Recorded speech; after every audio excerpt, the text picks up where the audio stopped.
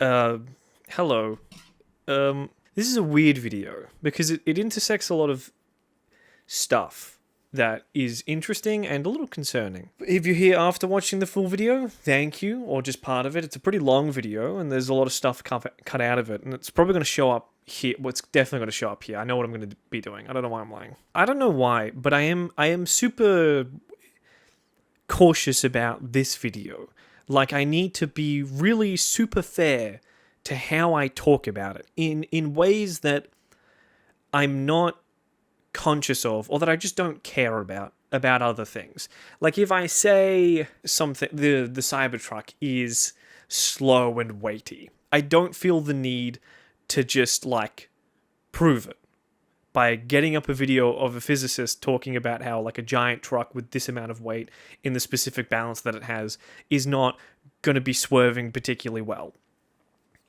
Like, if I just say it, you'll probably just believe me. But in this video, people are very passionate about Pokemon games and, again, Nintendo games as a whole, but really Pokemon games. I have to assume that they're really passionate about Pokemon games because the games themselves have been kind of not great for a little while, which is interesting because Metroid games haven't been good for a while, and the only people talking about that are Metroid fans. Like, one of the things that I said in the video was talking about rogue mega fights, which is the kind of the biggest challenge. It's the most important challenge that you kind of face in the game. The trainer battles aren't very difficult, and the rogue megas are the only ones where, like, genuinely running your head into a wall won't beat them. If you don't use super effective moves that aren't plussed, you won't do any damage. It won't do anything. The only thing it does is drop little shards that help fill your mega gauge. So that's like the big thing in the game. They're really important. And when I said that they were monotonous and boring, I had a longer part of the script, and I probably should have kept it in. Maybe the video is already really long, and I didn't do a particularly good job of describing it, I don't think, so I'm going to do it here. Because it interplays with a lot of mechanics that are still relevant for trainer battles, but it takes like 10 minutes just to describe it, because it's all very nuanced and not exactly very numbery. The first thing is items, which is a really weird kind of balancing mechanic in the mainline series, the turn-based game, because it has, there's a cost disparity. It's not just using the item and you lose the item. Like, if you have one max revive and you use it, you can't do it again. It's beyond that. It uses a turn that can be used to do something else. To run away, to switch Pokemon, or to attack. So you're not just using the item and then getting rid of it, you're using an item in place of doing anything else. Which is really important. If you can do half of a Pokemon's health, just over, like 51%, and they heal the next turn, you can still two-hit KO them. It just extends the fight by one turn, but it doesn't do anything. This is because you can use the strongest move that your Pokemon has twice in a row, which is really important for balancing. It means that you can take advantage of type matchups really well. It rewards you for playing well and positioning yourself and your team really well. And in reverse, it punishes you for just using like the starter Pokemon for every single fight, no matter what, because if you run into, like, I was playing Emerald, and I chose Mudkip. The rival has Grovyle, and it has Pursuit, which is a Dark-type move. And, like, it's weird, because it's such a strange move for the Pokemon to have, but I had a Shedinja, so it beat it. Got through Wonder Guard. I can't just use the best, or, like, the good enough Pokemon. I have to use the right one. Otherwise, it punishes me. Even if the Pokemon didn't have 1 HP and it was just weak to dark types, I can't just use it into Grovyle because there's a chance that it has one move that is super effective and utilizes a good stat, and it just uses that over and over again. Like, I can't just tank the Pursuit, and then it's like, well, now it has to use Razor Leaf because Pursuit's on cooldown.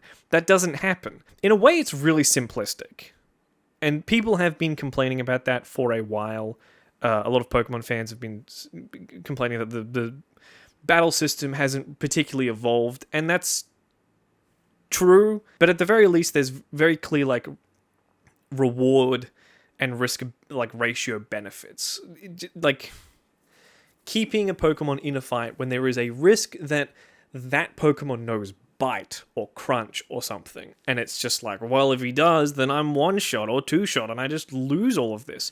It's an interesting back and forth when it works, when you're not over leveled and you're not crushing everything. You can't just use items to stall, whereas in Legends ZA, the timer, when you use items, there's a timer. I never mentioned that, I don't think, at least, because it never became relevant. And I didn't want to be too mean to the game, because it is a terrible mechanic. It is really awful. When you use an item of any kind in battle, it puts your items on a timer. You can't use any items. Makes sense, it's real time. It's the most logical application you could think of when adapting it from turn-based to real time. You can still attack. And beyond that, if you use an item and then just run away, you can dodge an attack. So it's not even like... There's no trade-off. Items are... They're not... The items are no longer this... use it in place of something else. It is a use it or lose it. You always have an item available, as long as you haven't used one before, and there's no downside to doing it. Like, you can revive a Pokemon on your bench, just at the back of your party, while you are attacking, while you're running away. It doesn't put you at any kind of vulnerable state. So any threat to your Pokemon is not real. It doesn't count. It's just attrition. So anytime your Pokemon takes damage and it would affect the fight, it just feels annoying. Like, now I have to open my backpack and press the heal button. It doesn't make the game any harder, it just makes it more annoying to do it. The risk during Rogue Mega fights is you being hit. The Rogue Megas don't attack your Pokemon, and they don't even do that much damage unless they're super effective. They mostly just take chip damage. There's a downside to this, though, where if you haven't attacked with your Pokemon for a little bit and they're following you, and a Beedrill just swipes at you and it hits, it like clips your Pokemon, it's like, what the hell? Like, can this guy not just navigate by himself? Why is he blindly running into every attack? Can he just go somewhere else? Stand in the corner and don't do anything. You can pull them back into the Pokeball, but that's just more annoying, and it doesn't even always work the way you want it to. The system is better if you just never stop attacking, and you just absorb all of the incidental damage they take. It's very stupid. But they never do nearly enough damage to you in order to make you, like, afraid. Most attacks you dodge by just walking around in circles, and by the end of the game, I was face tanking all of the moves that you had to dodge roll out of, because if I stopped attacking, my Pokemon would follow me, and then they would get hit by 6 moves in a row, and then they would faint, and I would have to revive them, and it was more annoying. So I would just tank all of the Beedrill's hits, so that, because I knew it wouldn't kill me, and I would tank it so that my Feraligatr would stand next to them and keep attacking. Beyond that, there's only so many moves that they actually do. It's like stuff on the ground, tornadoes, homing missiles, lasers, that kind of stuff. And some of them have a little bit of flair. Sometimes the timing changes, but what's the difference? In any other boss fight, very small differences in wind up and ending lag and like how much area they affect really changes how you play, because it is the trade-off or the risk of attacking and then being hit in return. You have to time what you are doing correctly so that you don't put yourself at risk, but you are still maximizing your damage. But the thing that does damage and the thing that takes damage are two separate parts of you. So it never really... You kind of set it and forget it. Like, you tell Feraligatr, bite, and then you just don't need to worry about that. You don't need to worry about attacking for, like, the next 3 seconds or whatever. It's 3 or 4 seconds. So does it matter if the move is slightly harder to dodge? Or that the window for attacking afterwards is slightly shorter? Not really. One of the most interesting parts about plus moves, which is basically never mentioned outside of like a loading screen, is they can't be blocked, and some of them have increased radiuses or like areas of effect. So cool. I love that. That's amazing. And if megas didn't exist and you had like 4 slots to use those abilities, like, because using a plus move uses 1/4 of the bar, that would be so cool. I think that's really interesting. It never comes into effect. Using an attack that goes through a block, like protect or something, is like a scrappy move on the margins when you're dropping nukes on someone. It's just not the time and place. The systems in the game aren't designed for that type of experience. So it's mostly relegated to the PvP stuff, like the brawls, which is frankly, that looks really interesting, but I don't even know if it would be worth it if you were just paying for the Nintendo Online experience, which is crazy. Why am I paying for that? All of those things kind of come together into a system that encourages you to not really pay attention and to just get through things as quick as possible. It's definitely interacting with the game and looking at it that has caused this, but I have this deep feeling of how people talk about the games and how people specifically talk about the developers. There was a section in this, I think I deleted it from the script itself. It came at the end of a section where I was talking about PBR stuff, which is physical-based rendering. It's essentially just layering on a bunch of images, each with their own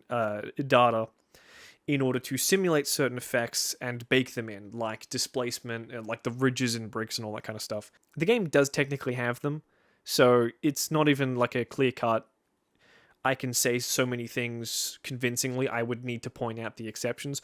So it came at the end of that kind of a section, and I think I did a decent job of conveying this, but I wanted to point out that the developers are not children. Like, the people playing the games might not know what a normal map is, and they might think it's some kind of wizardry, and they might think it petty and stupid and snobbish to demand them in video games. Like, I don't know what like normal maps are. I don't know what displacement maps are. I've never even seen one. I don't care if they're in my games. It's stupid to demand it. But the developers, they're not stupid. They are salaried professionals, and they know these kinds of things. Game Freak is developing a game called like Beast of something, or Shadow of Beast, or Beast is in the title.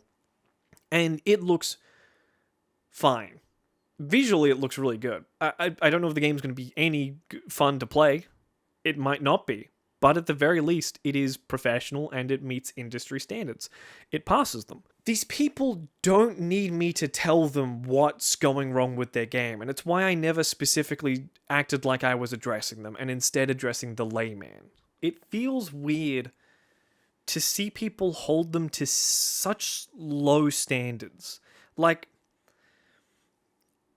I understand my standards are going to be higher than someone who, I don't know, who their entire experience is just like solely Pokemon games and like Animal Crossing. Like, if that is your entire world, then my standards seem crazy. But my standards are nothing compared to the people that are making the game. The people working on this game knew that it was going to be lackluster before I knew the game existed. It's very obvious that the game was bigger and better and it had more stuff, and eventually it was just cut down. There's no reason for there to be a 3D modeled balcony at one point in the game and it not to show up at other points when it would clearly benefit the city.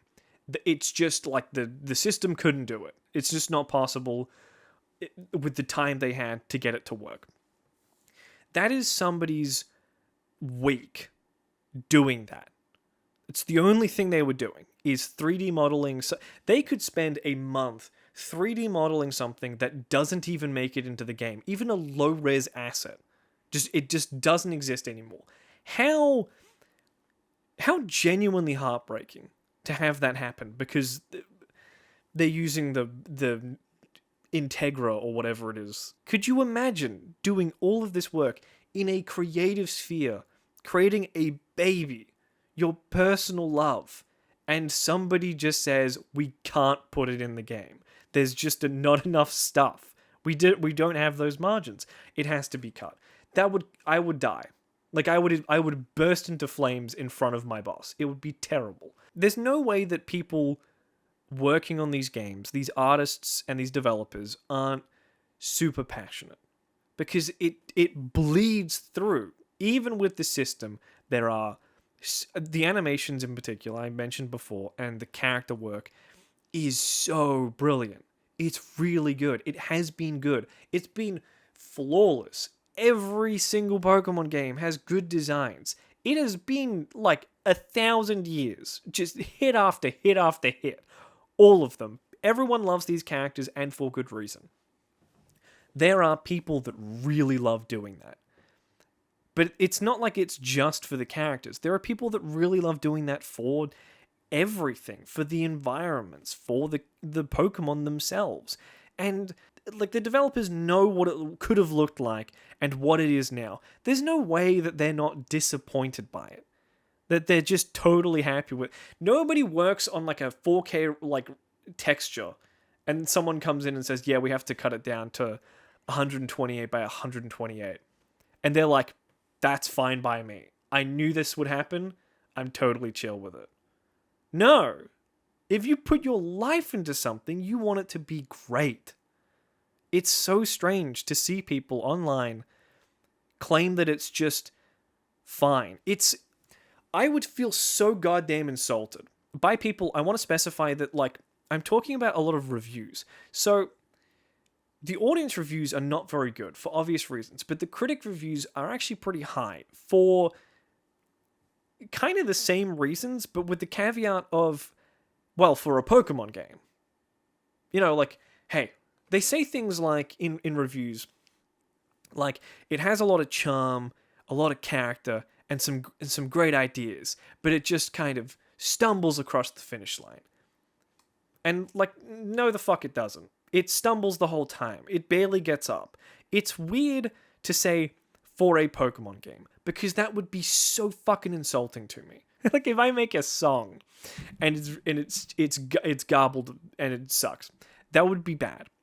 If they said for his discography, it's actually pretty good, I would feel more insulted, because the implication is, hey, maybe it doesn't run well or look good or play very well, and there's no voice acting, and there's a lot of popping, and the game crashes sometimes, and like, it's just a little sluggish to play. In the context of it being a bad game in a bad series that sucks, it's actually pretty good. I mean, how dare you? In their reviews, like an IGN review, they're like admitting, hey, Pokemon games aren't known for their visuals. That's so mean. What the hell? And it's also not even true. When I say things like, the Sly 2, I think, is a better looking game, I genuinely mean that. I really love how that game looks. I adore the DS games in the Pokemon series. I think they are beautiful. That pixel art looks so amazing. Oh my god, it's genuinely beautiful.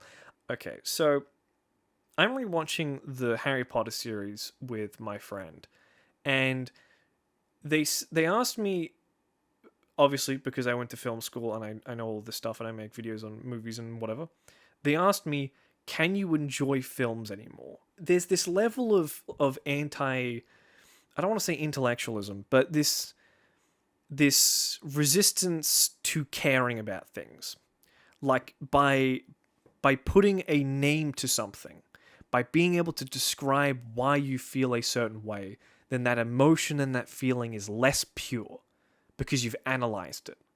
Or even worse, that you analyze things beforehand and then decide whether or not you like them, which isn't true. I do it because I care so much. Not just about my own experience, but the story of it almost, like how it came to be. One of the greatest pastimes watching the Harry Potter series is nothing to do with anything that horrid witch J.K. Rowling ever put to paper. It is looking at Hagrid, because the way that they tricked people into thinking he's big is like a mix of compositing and camera tricks. And there's a great one where they have a big suit and a fake head that can move its mouth and like kind of it's animated a little bit, and it's what a beautiful level of craft. That's what I love, is being able to envelop in just be engrossed in something, and when it works, when somebody is performing at the peak of their craft, and it's good, and you notice those little details, and you know that it was hard to do those things, and they did it convincingly.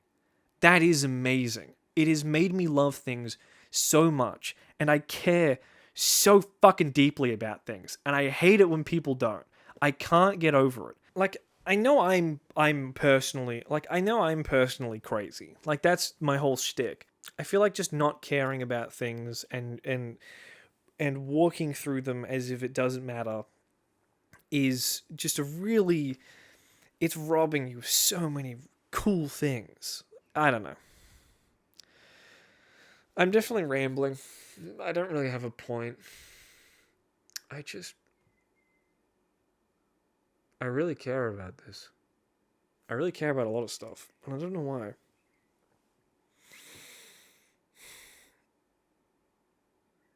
I don't want this game to be what people grow up with.